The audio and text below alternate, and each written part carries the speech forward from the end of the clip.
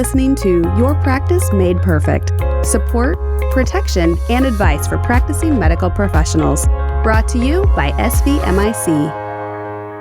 Hello, everyone, and welcome to this episode of Your Practice Made Perfect. My name is Baugh, and I'll be your host for today's episode. Today, we're going to be talking about physician leadership in the practice. And joining us today to talk about this topic is Steve Dickens. Steve, welcome. Thank you, Jay. Glad to be here. Well, it's good to have you here to talk about this important topic. Before we get started talking about today's topic, can you give us a little bit of background information on yourself, Steve? Sure. I'm currently the Vice President of Medical Practice Services at SVMIC, and Medical Practice Services, or MPS, is the group that helps physicians with the business side of medicine. So we spend a lot of time in practices working with different issues from assessments, governance, strategic planning type issues. We do a lot of education. Aside from that, professionally, by education, I have a law degree and have spent many years working in different leadership roles. Before coming to SVMIC in 2008, I had spent 15 years in physician-owned and hospital executive positions and also served as chair of the National Medical Group Management Association. Well, it sounds like you certainly have a lot on your plate, and so we're thankful and glad that you're able to share a few moments today to talk about this topic. So let's begin talking a little bit about physician leadership today and the business side of medicine. If a physician is interested in pursuing some physician leadership opportunities within their practice, where should they start? Well, there are a lot of different opportunities for a physician who wants to exert his or her leadership skills within a practice, and certainly there are many informal opportunities simply in working with employees and being a mentor to them, directing the operations of the practice. Physicians definitely have an opportunity to use their leadership skills as they're trying to convince patients of the things that they need to do. But in a formal sense, depending on the size of the practice, there are very likely task force or committees that they can work with. Just looking at a project within the practice, do we want to build a new building? Do we want to look at a new electronic medical record system? Even looking at flow through a practice. The recent COVID situation has been a great example. Physicians and practice administrators have had to rethink the way patient flow works in an organization, and taking charge of that process and keeping it on track without going askew really requires some leadership skills, particularly in a crisis like this when everyone around you is losing their heads. As you look outside of the practice and the governing structure there, the local hospitals are almost always looking for physician volunteers. And even within the community, we view physicians as leaders. So I think there are opportunities within civic and community organizations too. So what are some leadership avenues that a physician could pursue within a practice? Well, the leadership avenue within a practice is really going to depend on the size and sophistication of the organization, and that's going to be driven by the number of physicians. If it is a small practice, then very likely the governance is going to be somewhat casual. It may be the physicians getting together once a week, once a month, just to talk through budgeting items, financing, maybe some personnel type issues, making those decisions as more of a team. We tend to see that with a small group of partners. As the group gets larger, in a medium-sized practice, we oftentimes will see 8 to 10 to 15 physicians who are participating equally in monthly or quarterly board meetings making decisions.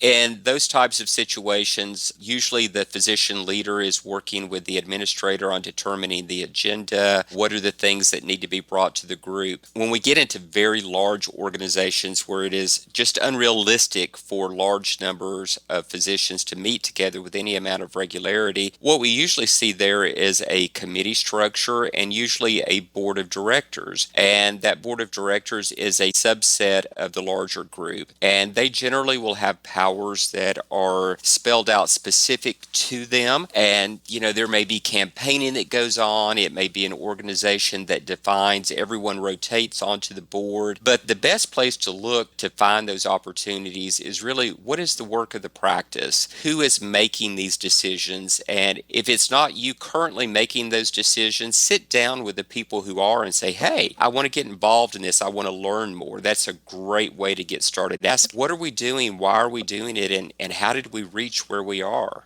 So what makes an effective leadership structure? That is a big question. The most effective leadership structures occur in those organizations where the group is able to make decisions. That's really what we want to get to. There's something that's been outlined in the literature called governance disorder syndrome, and groups that have governance disorder syndrome or GDS are those groups that can't make decisions, or at least make timely decisions. And an effective leadership structure really has three elements. We're able to make timely, effective decisions. We agree to abide by the decisions. And when we have meetings that are productive, they aren't chaotic and disruptive. These are the groups that even if I disagree with what the decision was, if we as a group have followed our rules, we followed our guidelines, and we've made an informed decision, when we walk out of the meeting, we're all on the same page. If the vote was 7-6, when we walk out, the 6 people who voted against it are just as much in support and seeking the success of the decision as the 7 who voted in favor of it. Those are the groups that really have an effective leadership structure because they recognize we don't all get our own way all the time, and the group has to move along. So it's important that we reach that consensus and that we move through with the plan. So if I am a physician leader within a practice, what would be some of the typical responsibilities that I would have? Again, those responsibilities are going to depend on the size and sophistication of the group. But at a very minimum, if you are the physician leader in the organization, you are going to be working very closely with the practice executive, whether that's a CEO, an administrator, or an office manager. You two need to be on the same page. You all need to be working the same plan, although you're going to be coming at it from different perspectives. You're really going to be a counsel to that practice administrator or executive. They are going to be bringing different levels of decisions to you. You want to make sure that you've defined the terms of engagement there. How do you want to communicate? How do you all want to make decisions? How frequently do you want to do that? Do you want to set up a regular time, or is this going to occur on an as-needed basis? As the lead physician in the organization, you're going to have staff who want to come to you. They're going to want to maybe try to get around the things that the manager said to them. One of the key things you can do there is that when staff come to you with decisions that have been made and that have been communicated by the manager, you want to send those staff back to the manager. That really shows a cohesive leadership team. Beyond that, as a physician leader, there may be budgeting, check signing. You may actually be chairing the meetings of other physicians, those types of things. But definitely, one of the issues that's going to fall within your realm of responsibility is dealing with physician behavior issues. It is the responsibility of physician leaders to deal with those behavioral issues, those performance issues, whether you've got a physician who isn't keeping his or her schedule, they're not getting their notes done as they should, or perhaps the stress of practicing medicine is becoming evident in the way that they're interacting with their patients or the staff members. It's your responsibility to talk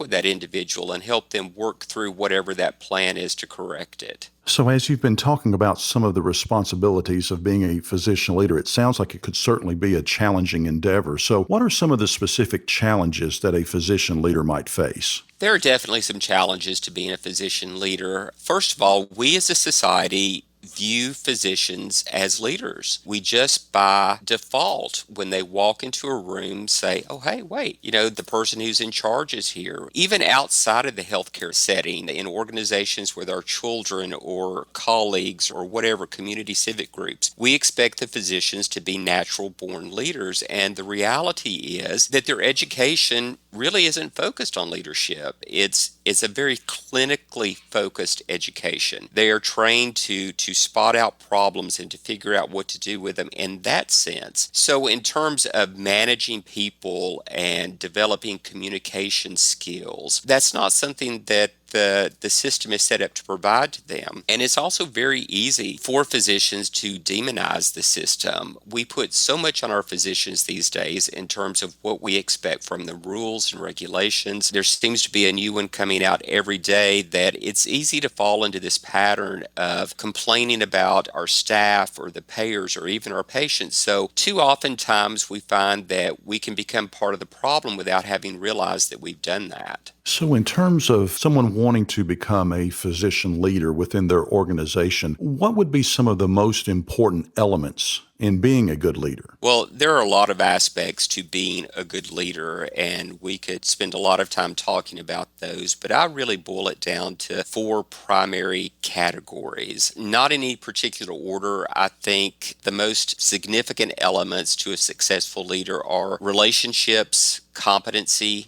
communication, and character. And when I talk about those, people who are good leaders are able to develop positive relationships. They're able to develop working relationships with people that they perhaps don't see eye to eye with. They deal with things in a very proactive sense. They don't let problems fester. They genuinely like people, and they recognize that everyone comes from a different background, and they can be empathetic to someone without necessarily liking them. Certainly, we know physicians value competency, and their training builds that into them. And one of the best ways to demonstrate competency is through your ongoing education. Good leaders are lifelong learners. They're always looking for ways to improve their skills. In terms of communication, many people think they are effective communicators because they know what they're talking about. The difference for a good leader is that he or she understands their communication is only as good as the person who is listening to them understands it. So whether you're talking to a patient or to a patient's family member or to a member of your staff, you have to take that person where they are and communicate to them in a way that means something to them. Physicians are very smart people. They're very well educated. They use words and terminology that is second nature to them, but it's foreign to most of the rest of us. So remember to talk to me in a way that I can understand you. That's really part of what makes you so smart. And then finally, the issue of character. Character is about ethics and integrity. It's about deciding who it is that you want to be. And the best leaders are confident people who make conscious decisions about how they want others to see them. Character really comes down to who you are when you don't think anyone is watching you, because I can assure you someone is always watching you. So again, to sum up those four elements, it's about character, communication, competency, and relationships. So, what are some things that physicians can do to succeed as a leader? Well, I believe it begins with hiring the right team for your office. Train them, tell them what you want them to do, tell them how you want them to do it and why it's important that they do it that way, and then empower them to do it. Don't be afraid to ask questions. You should be questioning financial reports. You should be asking questions at meetings. How do we get to this decision? How much research have we done? Engage in the conversation. Find people who are experts in areas you are not to partner with, whether that is another physician mentor, someone who is a leader, whether that's your billing expert or your coding expert or your practice executive. They know things you don't. Your nurse, the people working the front desk, they see things from a different perspective. Look for ways to partner with your patients and their families. Take the opportunity to enhance your leadership skills, whether that's the courses you choose to attend as part of your CME, whether it's participating in committees, whether it's getting involved in the leadership structure within your practice or the hospital. And then finally, determine the culture you want in your practice and make sure that you're living it. It's great for you to say that patient experience is important within your organization, but if your staff doesn't see you demonstrating that, if you're making fun of patients behind their back, if you're rolling your eyes, all of those types of things, and I understand we all need to vent a little bit of frustration here and there, but if what you're doing doesn't match what you're saying, then no one else is going to do it either. So choose the culture you want and then exhibit it. So let's go back for just a moment to the importance of effective communication that you mentioned earlier. What advice do you have to becoming an effective communicator? Well, again, the most important element is to first of all consider the audience you're talking to. You're going to talk differently to a group of physicians than you are to your medical assistant, than you are to a patient who has a 8th grade education. So understand who they are. Remember that the nonverbal communication is just as important as the verbal communication. Indeed, how you say something, your tone of voice, and your body language is far more important than what you say, because I, as the listener, will determine from the way you deliver the message how important it is, how sincere you are about it, and that will in turn impact how I receive it and what I do with the information. I encourage you to exercise your emotional intelligence. And emotional intelligence is one of those big catchphrases these days. Everything seems to come back to it. But at the end of the day, emotional intelligence is really about knowing what your triggers are, being able to control them, and being observant enough in other people to see how they're reacting. Can you figure out what their trigger is? How are they taking something? And then adjusting your response to better handle the situation so that you are able to connect and engage. If you want to be an effective communicator, you have to be present in the conversation. Well, I don't think it would surprise any of our listeners for me to say that healthcare is an evolving industry, and the fact that the COVID pandemic has added more change to the mix. So do you have any advice about managing change? Well, I think perhaps the most important advice around managing change is that it is inevitable and you have to be flexible. But as you're planning change, and there are a lot of good reasons to plan change, sometimes we need to let go of things that aren't working. Sometimes it's the opportunity to do things better or to do something great. But imagine both what can go right and what can go wrong. Though what can go right is the positive aspect of it, and that's what keeps you going. Thinking about what might go wrong helps you plan for those pitfalls. Decide whether you're working on a short-term or long-term problem. That's going to differentiate the approach that you take there. It's important that you create a vision. Most likely, whatever change you're managing is going to involve other people. And if you want to get my buy-in into what we're doing, communicate to me. Where is it we're going? Why are we going there? Why is this important?